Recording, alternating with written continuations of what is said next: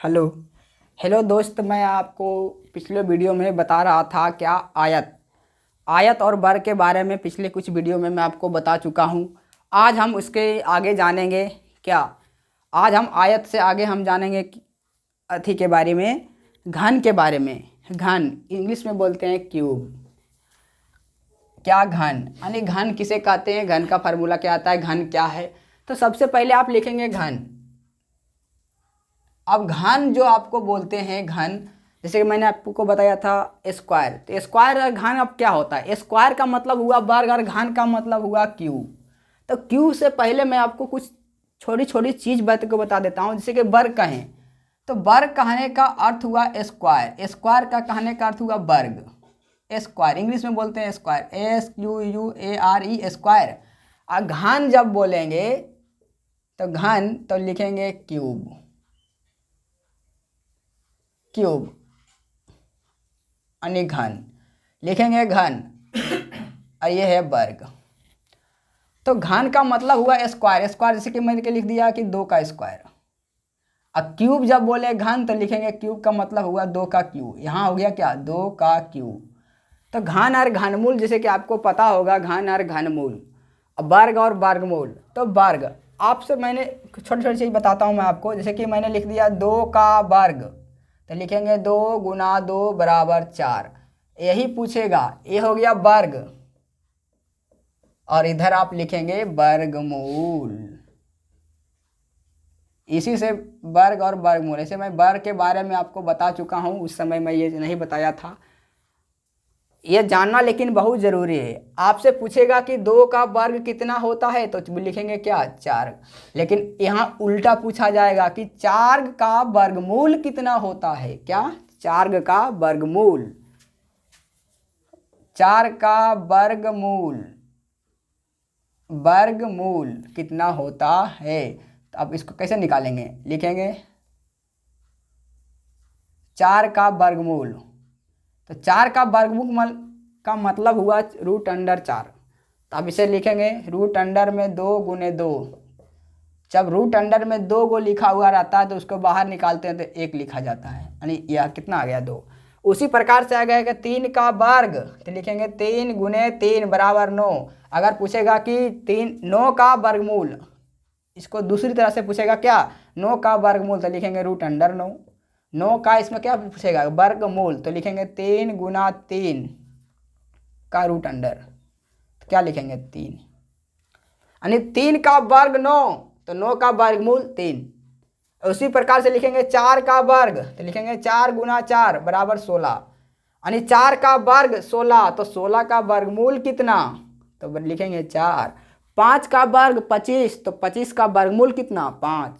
6 का वर्ग 36 तो 36 का वर्गमूल कितना 6।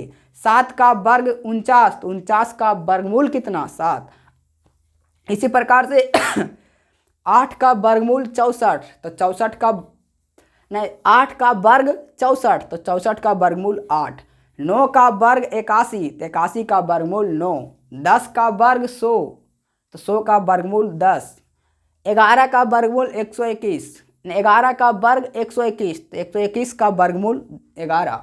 12 का वर्ग 144 तो 144 का वर्गमूल 12। 13 का वर्ग 169 तो 13 का वर्ग 169 तो 13 का वर्गमूल 13। इसी प्रकार से 14 का वर्ग 196 तो 196 का वर्ग 14। इसी प्रकार से आप निकाल सकते हैं और जितना आपको मन चाहे। उसके बाद आता है घन। क्या आप यहाँ लिख लेंगे, उसके बाद आप नीचे कम से कम तो 20 तक निकाल करके देखेंगे कितना 20 तक। 20 का वर्ग होता है एक 400 और 20 का 400 का वर्गमूल 20 होगा। आप ये दोनों के नीचे और कॉपी खाली छोड़ देंगे और 20 तक निकाल करके देखेंगे अपने से ही। उसके बाद मैं इसे मिटा देता हूँ। उसके बाद लिखेंगे घन और घनमूल, घन और इधर लिखेंगे घनमूल, घन और घनमूल। तो घन कहने का अर्थ हुआ जैसे कि लिखेंगे 2 का क्यूब। मैं आपको बता चुका हूँ कि घन का कहने का अर्थ हुआ क्यूब। क्यूब अब क्यूब क्यों होता है? क्योंकि लंबाई चौड़ाई ऊंचाई इसी को बोलते हैं घन। तो घन पढ़ने से पहले घन और घनमूल के बारे में जानना जरूरी है। वर्ग पढ़ने से पहले वर्ग और वर्गमूल के बारे में जानना जरूरी है। तो आपको क्लियर होगा। तो 2 का घन का मतलब यानी 2 का क्यूब का मतलब हुआ 2 गुने 2 गुने 2 बराबर 2 दूनी 4 दूनी 8। अगर 3 का आपको कहे कि घन तो 3 गुने 3 गुने 3 बराबर 9, 3 त्रिके 9 तिया 27 यानी गुना कर देना। अगर 4 के घन बोले लिखेंगे 4 गुना 4 गुने 4 बराबर 4 चौका 16 चौका 64। इसी प्रकार से कहेगा 5 का क्यूब लिखेंगे 5 गुना 5 गुना 5 5 पचे 25 पचे 125। लिखेंगे 6 का क्यूब तो लिखेंगे 6 गुना 6 गुने 6 तो 6 छक 36 गुना 7 216। और उसी लिखेगा 7 का क्यूब तो लिखेंगे 7 का क्यूब तो लिखेंगे 7 गुना 7 गुना 7 243। और उसे कहेगा 8 का क्यूब 9 का क्यूब 10 का क्यूब 11 का क्यूब 12 का क्यूब। आप इसे भी ये भी कम से कम तो 15 तक आप क्यूब निकालेंगे। उसके बाद आया घनमूल। जब 2 का घन आया 8 तो कहेगा 8 का घनमूल। तो घनमूल का साइन होता है यहाँ इस तरह से, ये रूट ही होगा लेकिन यहाँ जो होगा यह कितना होगा 3। इस 3 का मतलब हुआ कि 8 का घनमूल निकालना यानी 3 में से एक बाहर यानी 2 गुने 2 गुने 2। अब यहाँ 3 है इसमें से एक बाहर आएगा कितना 2। 2 का घन 8 तो 8 का घनमूल 2। अब यहाँ कहेंगे कि अगर वर्ग रहता तो जैसे कि रूट अंडर अगर 4 रहता दिया हुआ तो यहाँ 2 छुपा हुआ रहता है। यही 2 जो है वर्गमूल है क्या ये 2। इसका एक तरीका और है जैसे कि मैं यहाँ 4 को लिखेंगे 4 पर पावर 1/2। 1/2 का मतलब हुआ ही वर्ग। इसी को लिखते हैं रूट अंडर 4 क्या रूट अंडर 4 है। यहाँ 2 छुपा हुआ रहता है 2 लिखा नहीं जाता। यहाँ जो ये 2 जो हो गया ये 2 छुपा हुआ रहता है। इसी प्रकार से अगर घनमूल लिखा हुआ रहेगा अगर यहाँ रहेगा लिखा हुआ 3 तो ये घनमूल है। लेकिन 2 के अलावे अगर 3 घनमूल लिखा हुआ रहेगा तो यहाँ लिखा हुआ रहेगा इसे। तो हम इसे लिखेंगे 8 पर पावर 1/3। उसका मतलब हुआ कि 8 का पावर 1/3 यानी 2 8 को लिखेंगे 2 पर पावर 3 गुना पावर 1/3 तो 3 से 3 कैंसिल हुआ तो आया कितना 2। इसी प्रकार से निकाले जाते हैं। यहाँ डायरेक्ट आपको हम यहाँ निकाल के दिखा दिए कि 2 होता है। कैसे होता है तो आप इसे नोट कर लेंगे। वर्गमूल में कैसे होता है तो इसे और जानेंगे। ये देखिए इसका पावर 1/2 इसके लिखेंगे 2 पर पावर 2 और यहाँ पहले से पावर है 1/2 ये 2 से 2 कैंसिल बराबर कितना आया 2। इस तरह से ये होता है। क्यों होता है कैसे होता है उसका जवाब देखिए यहाँ आप समझ सकते हैं। इसी प्रकार से आपसे पूछेगा कि 64 रूट अंडर 64 का घनमूल। तो यहाँ घनमूल का कहने का अर्थ हुआ यहाँ 3 लिखा हुआ रहेगा। यहाँ 3 लिखा हुआ रहेगा लेकिन वर्गमूल लिखा हुआ रहेगा तो नहीं लिखा हुआ है। जैसे कि यहाँ अगर वर्गमूल में लिखा हुआ रहेगा जैसे कि मैं यहाँ नीचे बता देता हूँ कि रूट अंडर डायरेक्ट 64 ले रहेगा लिखा हुआ। अगर यहाँ नहीं कुछ लिखा हुआ तो ये समझ जाएंगे आपकी यह वर्गमूल है और इसका डायरेक्ट 8 आंसर देंगे क्योंकि 8 8 64 होता है। लेकिन यहाँ अगर घनमूल लिखा हुआ रहे तो अब इसका आंसर क्या देंगे 4 क्योंकि इसमें 3 में से एक निकालना है। तो अब इसे इस तरह से निकालेंगे क्या 64 पर पावर 1/3 इसको लिखेंगे 4 पर पावर 3 गुना 1/3 यानी 64 को लिखेंगे 4 गुने 4 गुने 4। यहाँ देखिए 4 गुने 4 गुने 4 यानी 4 पर पावर 3। यहाँ देखिए तो 4 पर पावर 3 और 3 से 3 कैंसिल हो गया तो कितना आया 4। इस प्रकार से घनमूल निकाला जाता है। घन घनमूल ये 15 तक ये भी 15 तक आप निकाल के आएंगे। आप प्रैक्टिस कर लेंगे और जो नहीं होगा तो मेरे व्हाट्सएप नंबर 72 511 255 पर आप मैसेज करेंगे मैं आपको वो बता दूंगा। नेक्स्ट वीडियो में मैं उसे बता दूंगा। ये सब छोटी छोटी चीज़ें हुआ आप यहाँ तक जानते होंगे तो अच्छा है, नहीं जानते होंगे तो यहाँ सीख जाएंगे। आप 1 महीना के बेसिक क्लास को ज्वाइन करेंगे 10वां वालों के लिए मैं उसे ऐलान कर चुका हूँ कि 1500 रुपये में आपको पढ़ाया जाएगा। 1 महीना फ्री रहेगा शुरुआती में। अब फ्री नहीं रहेगा वो सब छोटे छोटे चीज़ होते हैं आपको पता नहीं होता है वो सब चीज़ें बताया जाएगा तो उसके लिए मैं पैसा नहीं ले रहा हूँ अलग से। उसके बाद जब जैसे 10वां का कोर्स स्टार्ट करूँगा मैं आपको पैसा देने पड़ जाएगा, आपको पैसा देना होगा उसके बाद ही मैं पढ़ाऊँगा। ठीक है अब आते हैं कि घन क्या है। घन के बारे में जानते हैं कि घन क्या है।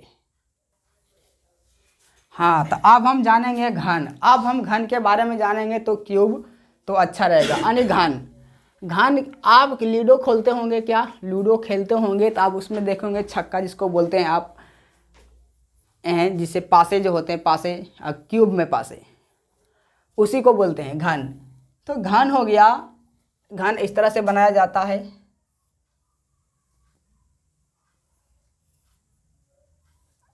पहले आप सुंदर से एक घन बनाएंगे, घन का फिगर इस तरह से।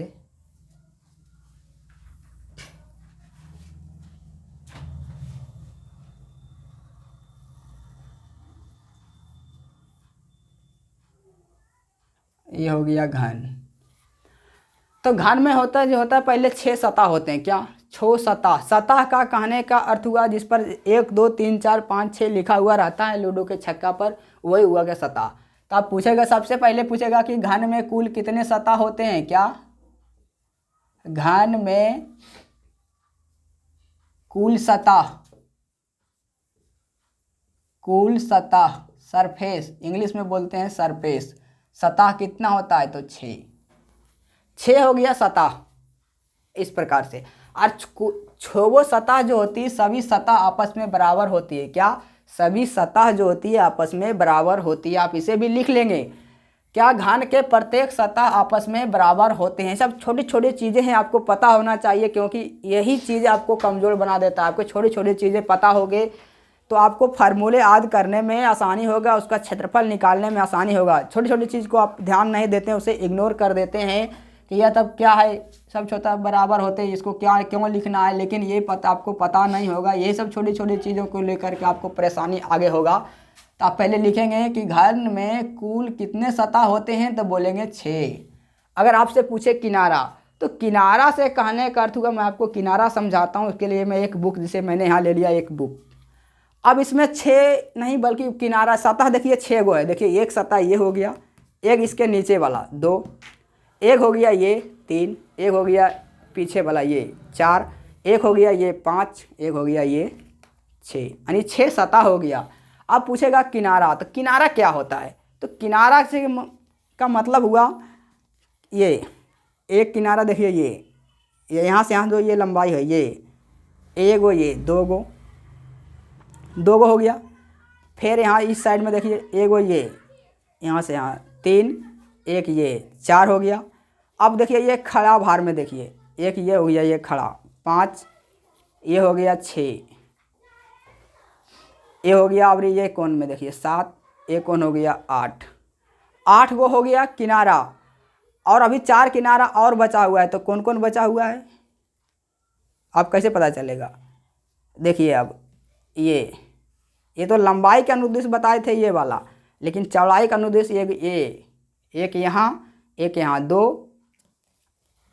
और एक यहाँ और एक यहाँ, 2 2 4, 4 और पहले उधर हो गया 8, कितना हो गया 12, यानी कुल किनारा जो हो गया 12 हो गया। आप घन को लेंगे एक और आप उसमें गिनेंगे तो आपको 12 किनारा आ गया। कहेगा किनारा आपसे पूछ ले किनारा, तो कुल किनारा कितना होता है 12। और यही फिगर जो होता है घनाभ में भी होता है। घनाभ में भी कुल सतह 6 होता है, लेकिन बराबर नहीं होता।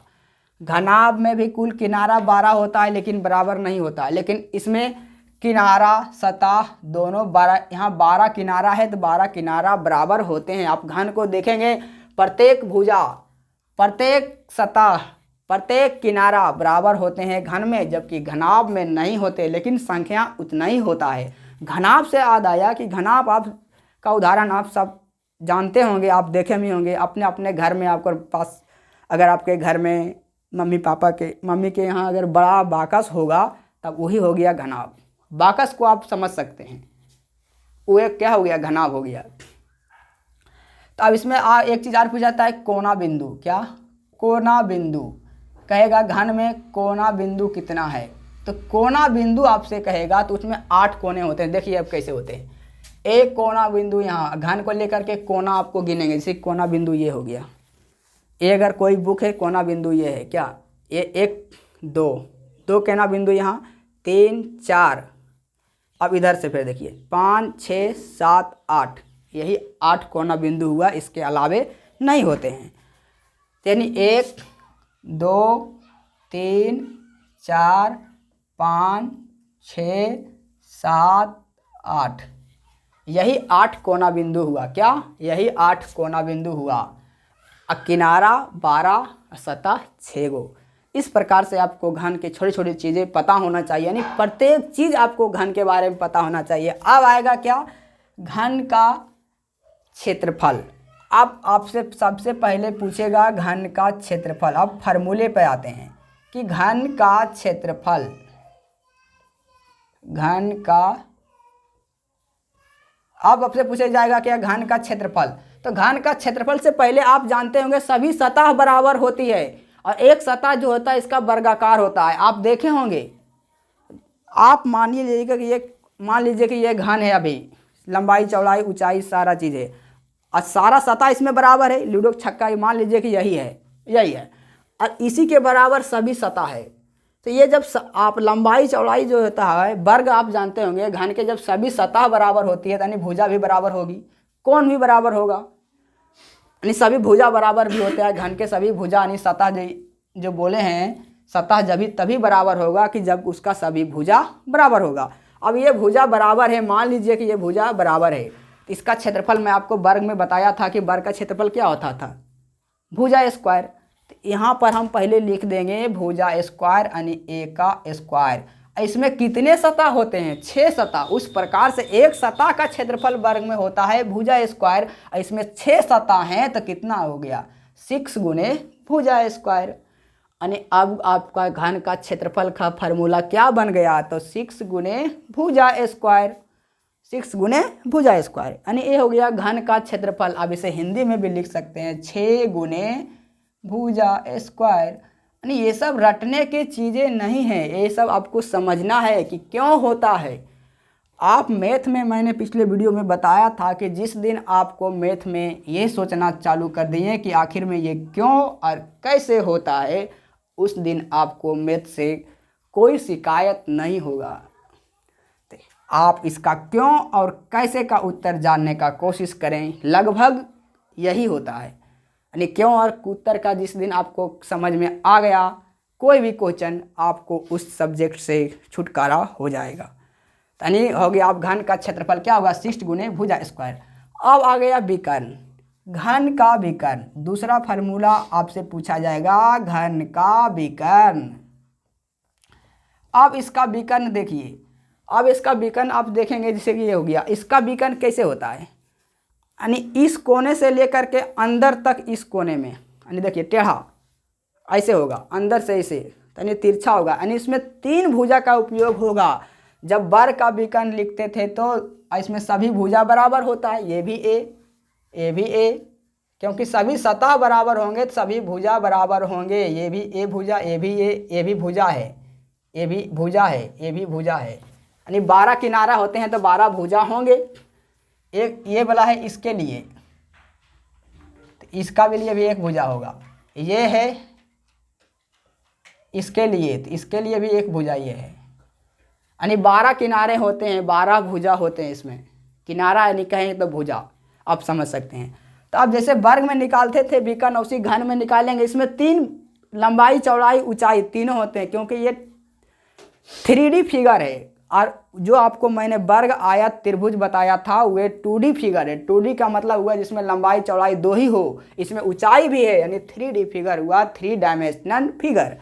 इसमें 3 बार लिखेंगे, इसका विकर्ण लिखेंगे ए का स्क्वायर और ए का स्क्वायर रूट अंडर में आप लिखेंगे रूट अंडर 3a²। आप जब 3 का वर्गमूल निकालेंगे तो नहीं निकलेगा, आएगा रूट अंडर 3, और a² का वर्गमूल क्या होता है? 8। लिखेंगे घन का विकर्ण बराबर √3 गुने भुजा। क्या? जैसे वर्ग का विकर्ण होता था √2 गुने भुजा, उसी प्रकार से लिखेंगे घन का विकर्ण √3 गुने भुजा। यहाँ आप लिख सकते हैं √3 गुने भुजा। अब आ गया घन का विकर्ण, आप ये लिखेंगे, यानी 2 फार्मूला हो गया। अब आ जाता है वो घन का आयतन। जिस प्रकार से वर्ग में होता है क्षेत्रफल, उसी प्रकार से घन में होता है आयतन। क्या? आयतन। क्यों इसमें आयतन बोला जाता है? क्योंकि इसमें लंबाई चौड़ाई के साथ ऊंचाई है और आयतन में ही पानी रखा जाता है। आपको पूछेगा एक घनाकार टंकी है उसमें और जिसकी भुजा 6 है, क्वेश्चन पूछा जाता है एक घनाकार टंकी है जिसकी भुजा 6 है, बताइए उसमें कितना पानी अटेगा, उसमें कितना पानी, कितना लीटर पानी आ जाएगा, पूछा जाता है।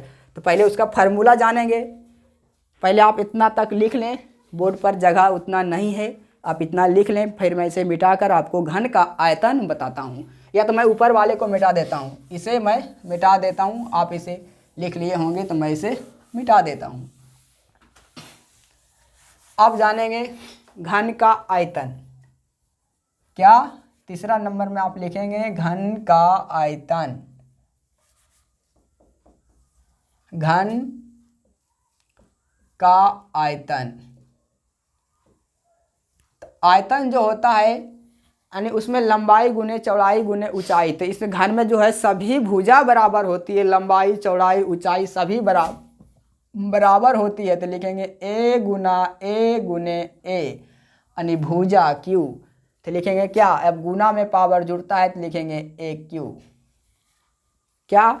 ए क्यू यानी घन का आयतन बराबर होता है भुजा क्यू। भुजा क्यू। क्या लिखेंगे? घन का आयतन बराबर भुजा क्यू।